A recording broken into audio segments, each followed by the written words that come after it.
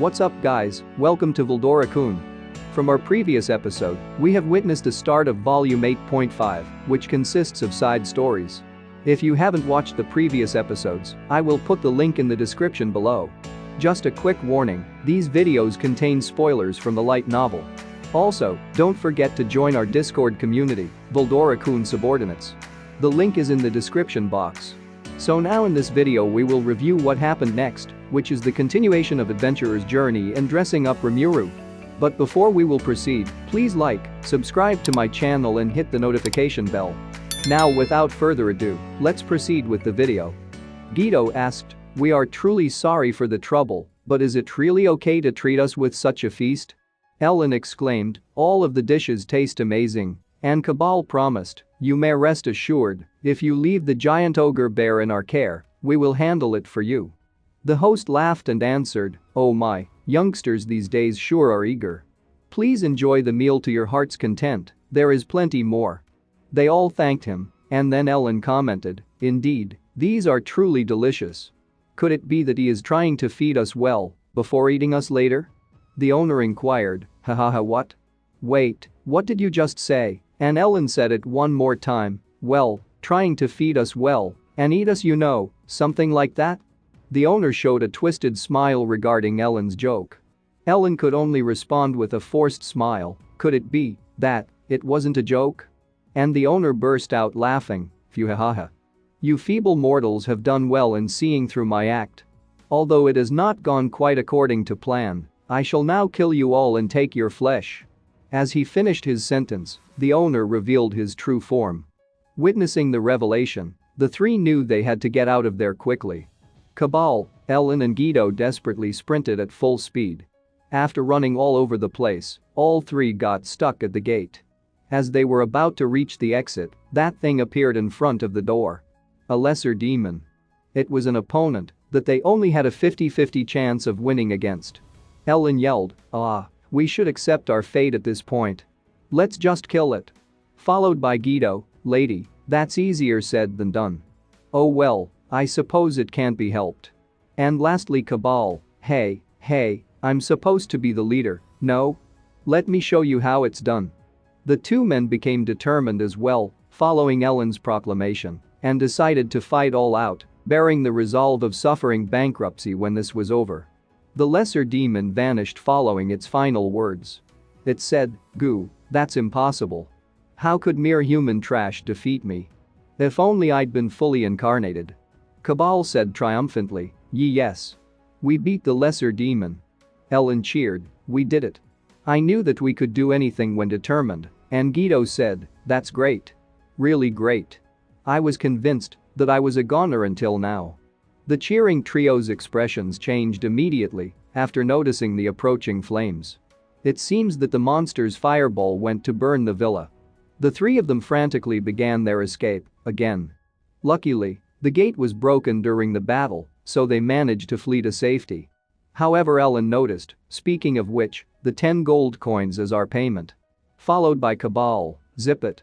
We are here to train our body and mind, right?" And Guido said, "Indeed, we did, and the villa is also destroyed, so this time."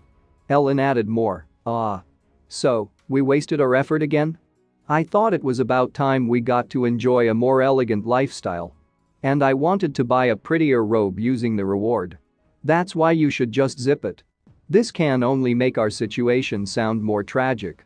Well, this really fits our style though. We are lucky enough just to have survived. Really, this again, we are always talking about the same thing every single time." Although, despite all of their complaints, the trio looked cheerful as ever. After reporting to the nearest guild, the trio stopped by the pub to kill time. Following this, they were summoned by the guild master. The trio entered the room nervously. The guild master said, "It would seem that you were once again blinded by greed and didn't see how dangerous the job you were taking was." Cabal desperately exclaimed, "No, due to not having accepted the contract at all, this is simply a violation of guild rule, please forgive us." However, the guild master smirked and continued, "Oh whatever, you all must have learned a lot just by surviving. But you're all too reckless. Blockheads. After lecturing them for hours, the guild master left them with a final statement. However, it is just as you reported, the twin-headed python has been found in the forest far from the village. It was because you had lured it to there, is it not? Great job. Apart from that, it is good that you were able to escape. Please recognize the difference in levels in the future and stop being so reckless. Guido commented, no, it was just because we were so caught up in escaping that we ran towards the opposite direction of the village on accident. Ellen agreed, yes, we were so scared at the time.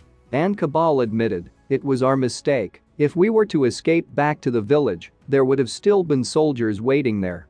The guild master gave them a look saying, fine, that will be all. This was how the guild master expressed his gratitude. The three of them saluted and left the guild master's office.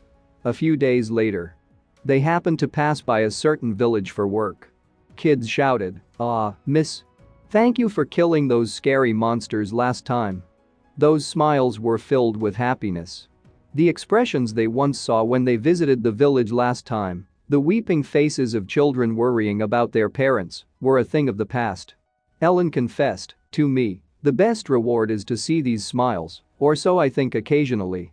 Cabal agreed, well, it sure ain't bad, and Guido added, that's true, there are things more valuable than money. The trio were overcome by the kids' joy and couldn't help but smile as well. And then the three, as usual, moved on their way. Their adventure had only just begun. Chapter 4, Dress Up. On that day, the female residents continued their work nervously without a word. Inside the building, the ladies were cautiously holding an earnest discussion. Shuna asked, well then, Haruna-san, I imagine there is no delay to the preparations? And Haruna replied, yes, Shuna-sama. Everything is proceeding according to the plan. Shuna gave a satisfied look on her face. Then asked, Shion, any problems on your end? And Shion assured, none, Shuna-sama. I can handle this, to which Shuna added, is that so? Well, do remember that your role is essential for our plan to work. And Shion said, of course. Please don't worry. Shuna sensed certain unease regarding Shion, unlike how she felt about Haruna. Yet, this operation couldn't be completed without Shion's assistance. It was a bright and sunny day. I jumped onto the street to inspect the progress of the town's construction. Due to not being with Shion for the day, I had to walk on my own feet for quite some time to come. Shion came running over me when she saw me, there you are, Rimuru-sama. And gave me a hug, rubbing her face against me with a smile. Oh well, her bosom was really comfortable, so I didn't intend to complain. This wouldn't be good if continued, so I tried to escape from her breasts and transform into human form. I asked, so, it appears that you are looking for me, is there something wrong? And Shion replied, oh yes. Shuna-sama told me to call Rimuru-sama. Shuna was looking for me? I see, Shion had been absent due to helping out Shuna. I said, alright, let's go see what she needs. I cluelessly walked towards where Shuna was. I didn't knew this is where my first mistake will begin. When I entered the room, Shuna greeted me with a smile as usual. Why do I feel like the ladies were nervous as I entered the room? Shion enters, here, have some tea. While preparing the tea, Shion said, oh. I'm really sorry. She said with an Oscar-worthy expression while pouring the tea onto me. Even though I had temperature resistance and didn't feel any heat coming from the tea, I still shouted, so hot, without thinking. But why was the tea cold? Could it be that they intended to pour it on me all along? The door suddenly burst open. Haruna rushed in while shouting, Ayo Rimuru-sama. You will catch a cold if you stay in those clothes. Oh no, it's a trap. I asked them, wait a second. You guys, what do you all plan to do? And Shion replied, Ara, this suits you really well, to which Haruna agreed, this one here would look good on you, Rimuru-sama. And Shuna lastly said, please try this one here as well. This is my best work yet, I made it, while thinking about Rimuru-sama. I begged them, wait up you guys. Please follow some order. My clothes were stripped instantaneously by the hands coming from all directions. What happened next was the grand dress-up party. The clothes put on me were a sailor outfit, Maiko dress, army suit, and queen-like corset, etc. I felt like I was being exploited like a dress-up doll, having to play along with them until they were satisfied. Shuna put her heart and soul into this fashion show with dazzling eyes, while Shuna recorded the point of improvement. I had given up entirely from the start, knowing that I had no ally among this crowd. A hard lesson: if I ever wished to go about things in a carefree manner, I must account for karma striking back one day. Because of this situation, this place soon became known as the Holy Land for tailors. But that's a story for another day. And that's it for my video. Now, it's shoutout time. I want to thank my beloved loyal knights who renewed their subscription when I opened back the membership.